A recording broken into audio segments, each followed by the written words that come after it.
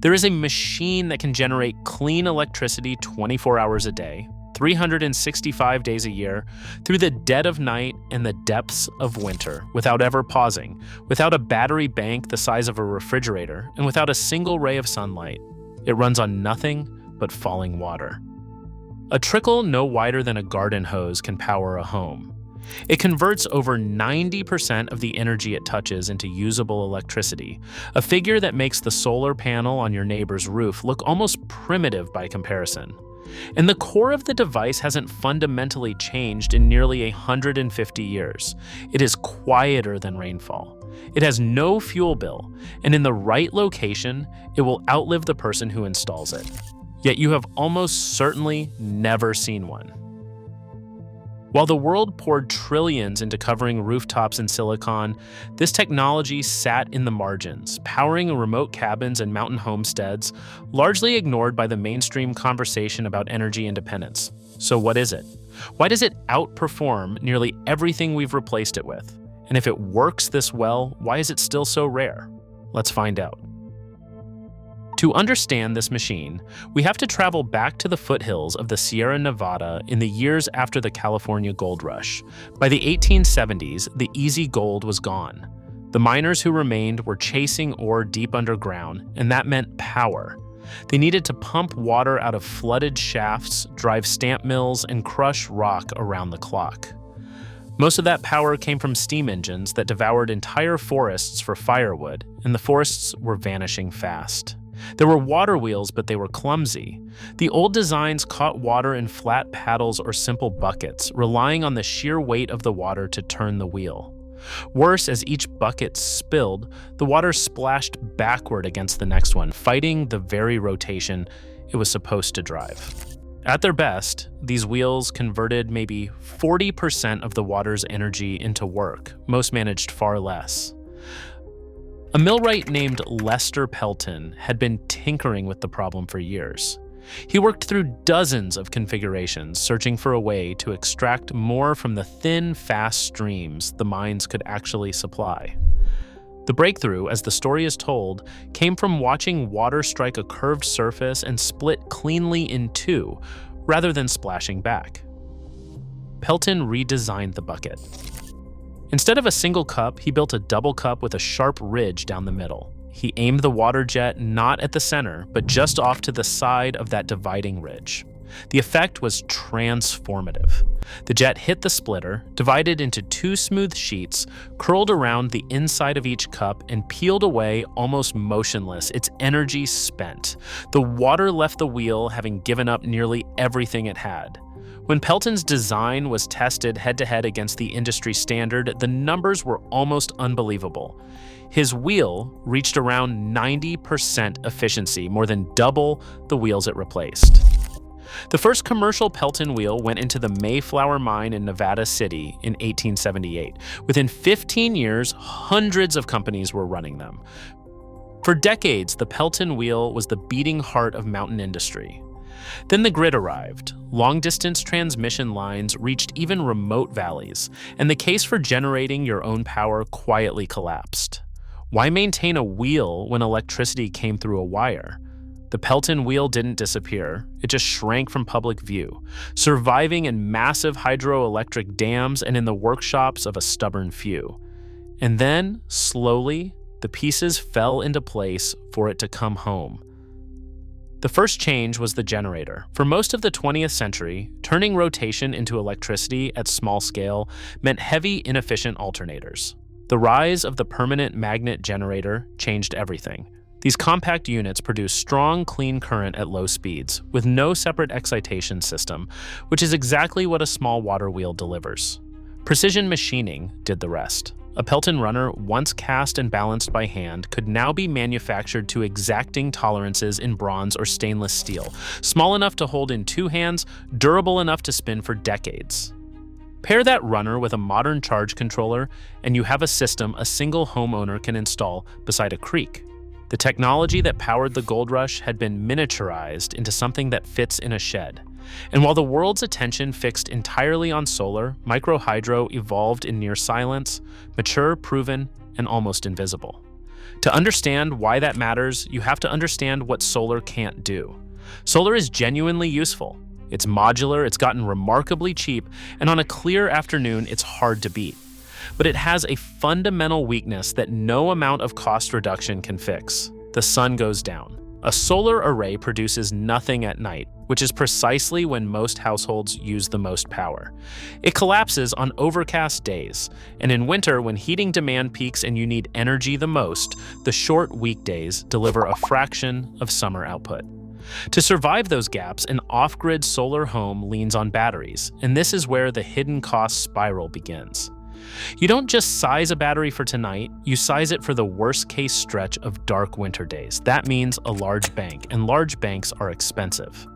Worse, batteries wear out. Every charge and discharge cycle degrades them, and in 10 years or so, you are buying the whole bank again. Then there's the inverter, another component that can fail and take your power with it. Solar, in other words, isn't wrong, it's just incomplete.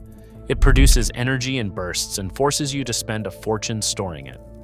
Most people never run this number for their own home. Take away the sun, and how many days could your setup actually keep the lights on?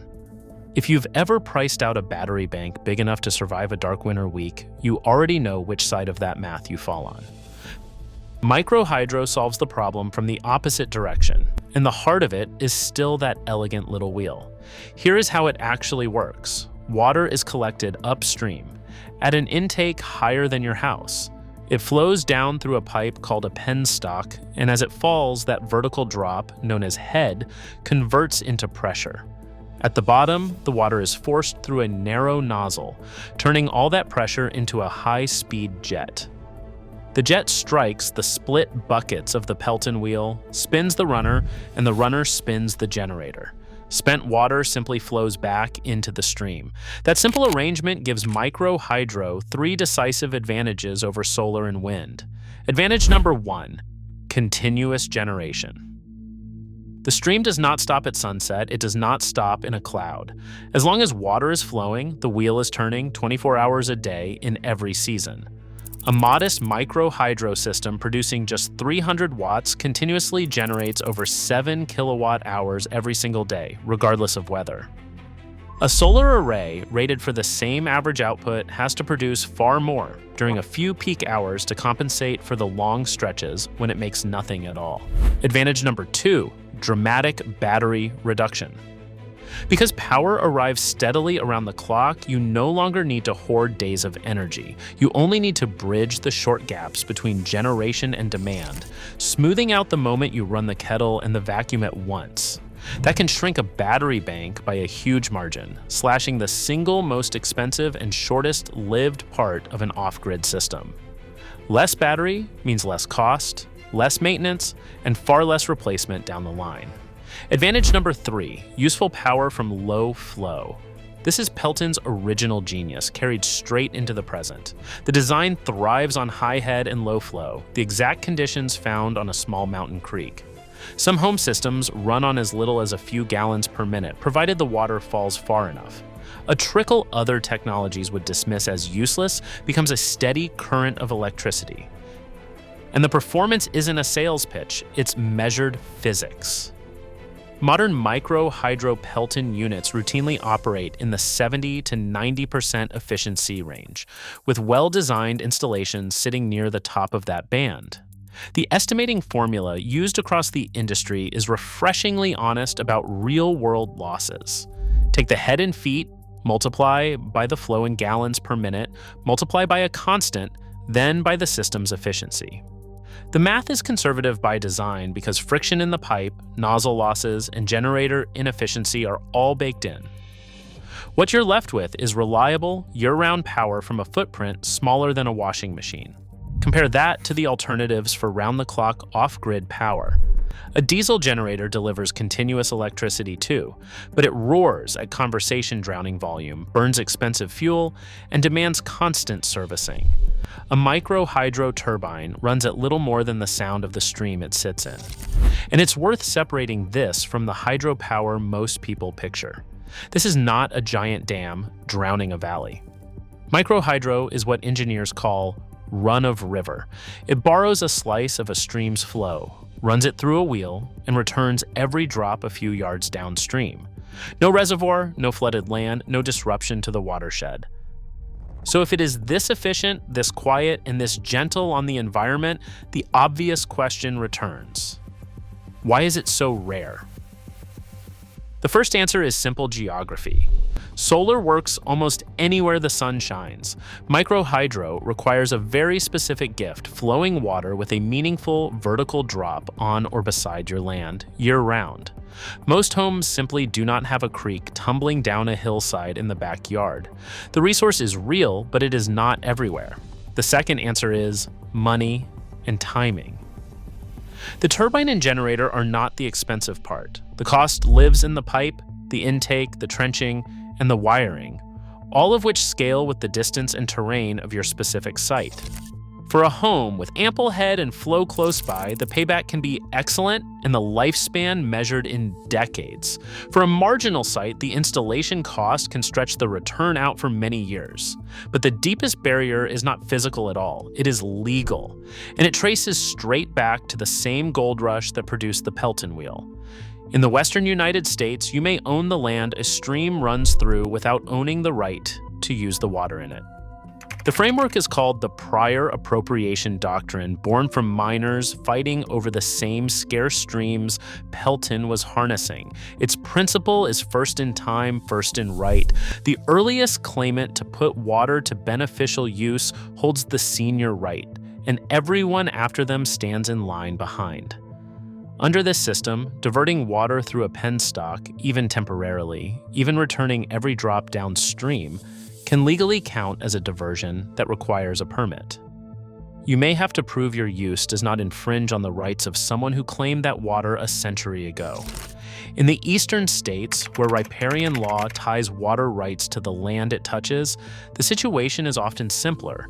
But in the arid West, the very flow running past your door may already be spoken for. So picture the stream you would want running past your own door. If you had the head, the flow, and the wheel ready to install, would you fight through a century of water law to own power that never switches off? Or would you walk away? It is worth deciding where you stand.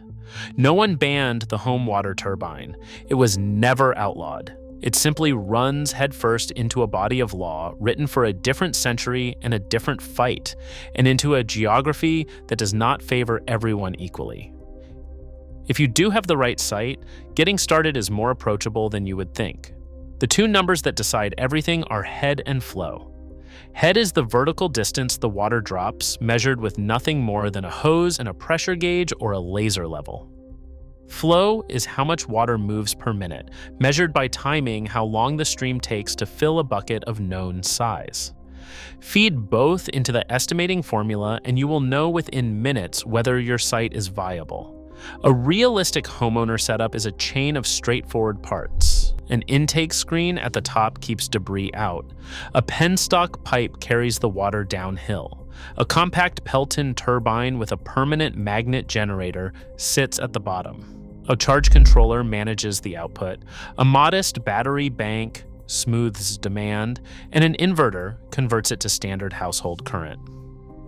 Companies have been building exactly these systems for off-grid homes for decades. And here is the part most people miss. Micro, hydro, and solar are not rivals. They are partners. Solar peaks in the long, bright days of summer, exactly when many streams run their lowest during the dry season. Micro hydro often surges in the wet months and through winter, precisely when solar fades. Their weaknesses cancel out. Wire both into the same battery bank, and you get something close to a perfect generation curve. Power flowing in from one source or the other across every season and every hour. The result is genuine resilience. With two complementary sources feeding a shared store, the battery cycles less, lasts longer, and rarely runs deep. A home that pairs them is not just saving on a bill. It is approaching real, durable energy independence, the kind that does not flicker when the grid goes dark or the sky clouds over. The Pelton wheel is a 150-year-old answer to a 21st century problem. It asks for nothing but gravity and a little falling water, and in return, it gives steady, silent power that simply does not stop. It was set aside not because it failed, but because the grid made us forget we ever needed it, and because the law and the landscape kept it rare. A lot of what this channel covers shares that same quiet story. Engineering that works exactly as promised, costs less than what replaced it, and was overlooked not because it was inferior, but because it was inconvenient to sell. If you believe ideas this good deserve to be remembered rather than buried, subscribing is how you keep them surfacing and how you make sure the next one finds you before the world forgets it again. And if a self-regulating wheel of water impressed you, wait until you see what happens with a material so light it is almost frozen smoke, yet insulates so powerfully it can hold back a blowtorch. That is aerogel, and that video is up next.